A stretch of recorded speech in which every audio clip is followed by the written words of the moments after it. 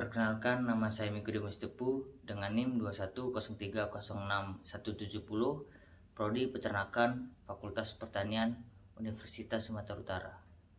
Di sini saya akan menjelaskan beberapa soal untuk memenuhi tugas mata kuliah biokimia dengan dosen pengampu Ibu Tati Fidanasari, SPT MP. Soal pertama, jelaskan struktur molekul dari enzim serta berikan contohnya. Lalu soal kedua, jelaskan dua model cara enzim bekerja. Lalu soal yang ketiga, jelaskan klasifikasi enzim secara internasional dan berikan contoh enzimnya. Lalu soal yang keempat, jelaskan sifat-sifat dari enzim. Yang kelima yaitu jelaskan secara singkat bagaimanakah proses katalisator dalam proses bekerja. Soal yang keenam, jelaskan faktor yang mempengaruhi kerja enzim dan berikan contohnya. Soal yang terakhir, jelaskan bagaimana mekanisme feedback inhibition dapat terjadi pada enzim. Yaitu, mari kita jawab yang pertama, yaitu struktur molekul dari enzim terdiri atas dua, yaitu protein dan juga koenzim. Enzim biasanya disebut dengan whole enzim dikarenakan enzim memiliki struktur yang sempurna dan juga aktif mengkatalis bersama logam.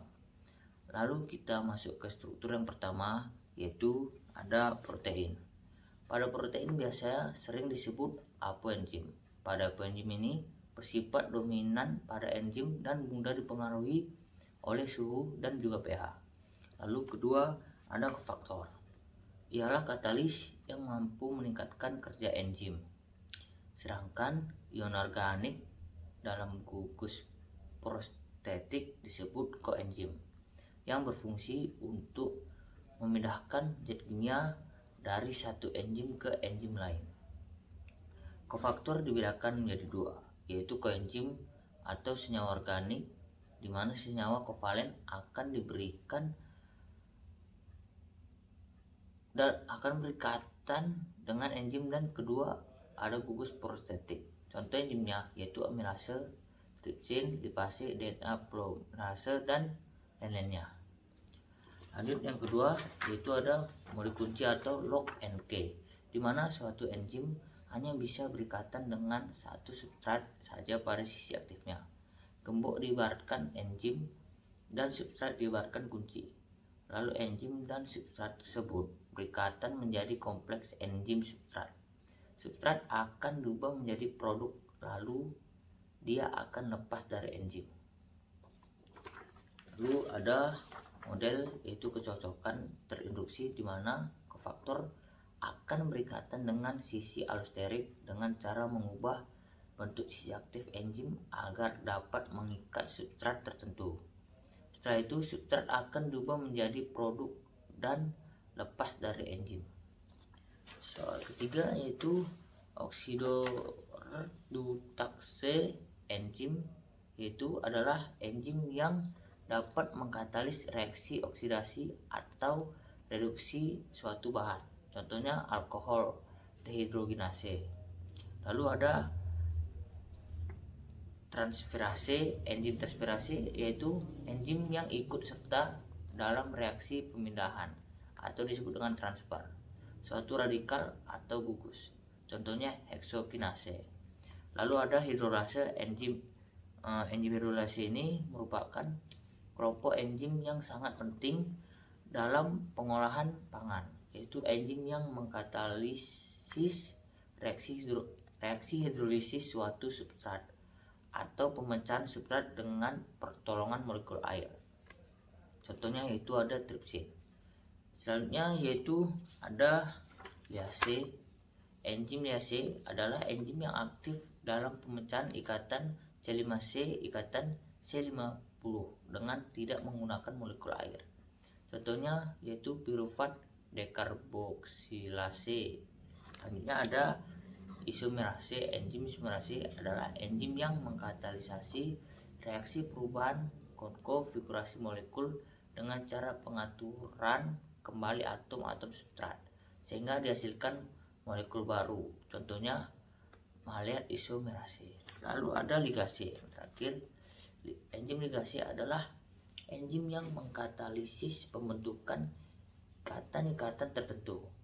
Contohnya yaitu pirufat karbokilase. Selanjutnya ada sifat-sifat enzim. Enzim sebagai katalisator.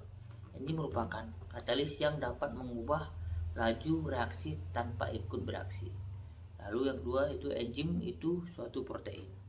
Struktur dari suatu enzim tidak lain adalah protein, karena aktivitas kataliknya bergantung pada integritas strukturnya sebagai protein. Walaupun ada beberapa senyawa yang dapat bertindak sebagai katalis, misalnya RNA. Lanjut, enzim itu khusus fungsi enzim itu tertentu. Tiap perubahan zat tertentu diperlukan suatu jenis enzim tertentu pula. Misalnya enzim katalase hanya digunakan untuk menguraikan H2O2. Amilase hanya untuk mengkatalisis amilum sebagai substratnya. Lalu enzim ada yang bisa bekerja bolak-balik. Beberapa enzim kerjanya dapat bolak-balik.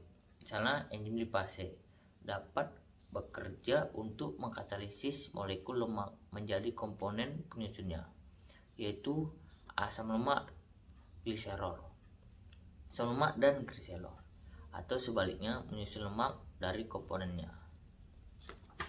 Lanjut, yaitu suatu reaksi kimia dapat terjadi jika molekul yang terlibat memiliki cukup energi internal untuk membawanya ke puncak bukit energi.